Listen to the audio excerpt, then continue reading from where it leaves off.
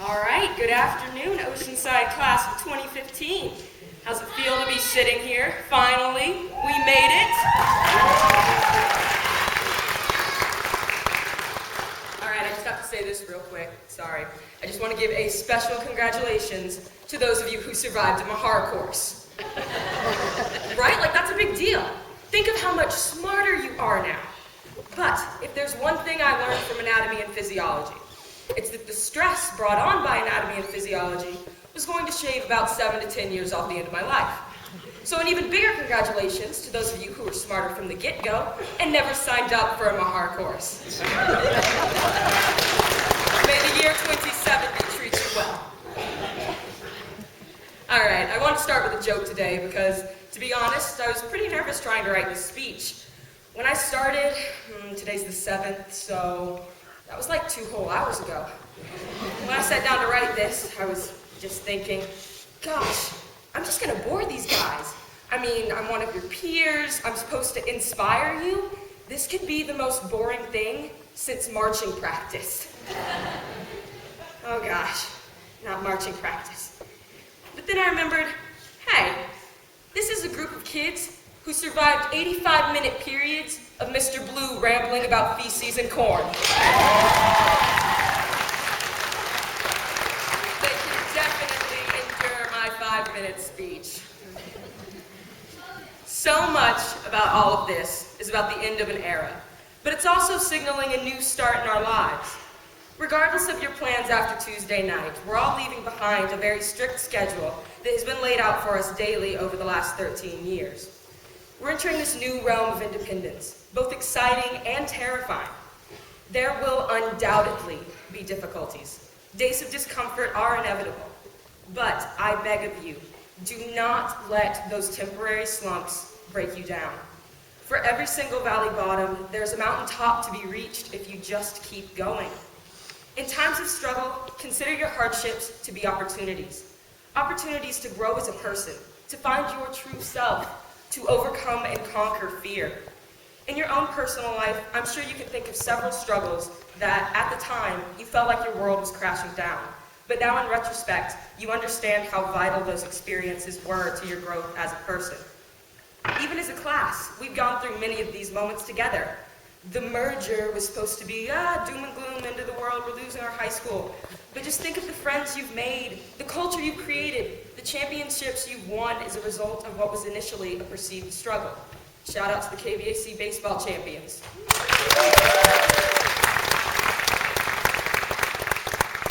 Even as something as harmless as our rafting trip, though you were struggling not to inhale half the water in the Kennebec River, you still managed to bond with your boatmates and have a ton of fun.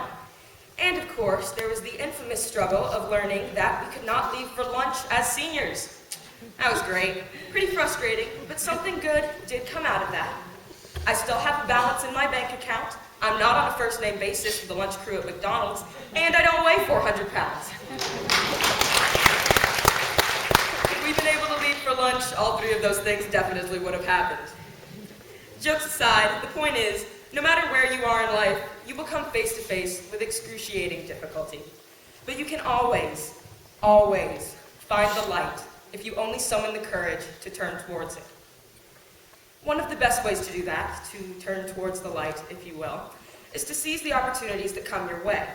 No matter how wild and ridiculous a chance may seem, you never know when you're passing up on that one special something that could truly change the course of your life. When I first moved to Maine, when I felt so awkward and so alone, a girl invited me to play field hockey. As the South only cares about 2 contact sports, football and Paula Deen-style butter cook-offs. Thank you. I sincerely though, I had no idea what field hockey was. I thought you guys played that stuff on ice. Not really sure what it was on the field. But I went, and though I stopped playing field hockey several years ago, I made so many friends at that camp who I still hold dear today.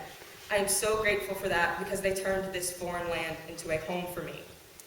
Back then, I would have laughed at the prospect of ever turning into an artsy kid, but several years later, I took another chance, this time on theater, when the opportunity came my way. 3 years, a legal name change, and 2 cross-dressing roles later, I can honestly say that theater was one of the greatest, most fulfilling opportunities of my life, and I almost let it slip by. You can never truly tell which opportunities will be the last-a-lifetime types of experiences. So when life comes swinging by, I urge you to grab it with both hands. Though many opportunities will present themselves to you, eventually an inevitable lull will hit. This lull is a period of time when opportunities are scarce, when the routine becomes more and more pronounced, and you begin to fall back on what is comfortable. When this happens, you have to fight against it. Each one of you sitting here has unique dreams, unique ambitions. Do not sit idly by, waiting for that elusive right time to come around to bring these hopes to fruition. That's just procrastination. And I know you all probably procrastinated the Blake paper and cranked out those 10 pages in one night. But let me tell you, you cannot successfully procrastinate living. We don't know the deadline on our own lives. And when the end comes, we cannot possibly hope to cram a lifetime of experience into what little, if any time at all, is left. Today will become tomorrow, tomorrow become next week become next year. And just as quickly as these last 4 years have gone by, so too will have gone by our lives. Live your life in such a way that when your story comes to a close, you turn that last page with a smile, content, not desperately longing for a sequel that will never come. Make time for your dreams, because you're never going to win the lottery. Sorry, Zoe, I know you were banking on that. In the words of Lawrence K. Fish, exhaust yourself in the glorious pursuit of life. The world needs you, class of 2015, needs your goals, your passions, your unique solutions to the problems you can see. So whatever your calling is, go out and answer it. Turn towards the light, seize opportunity, and make the right time. They say we're the greatest class Oceanside has ever had, so let's go show the world what we've got. Until we meet again, my friends, good luck and God bless. Thank you.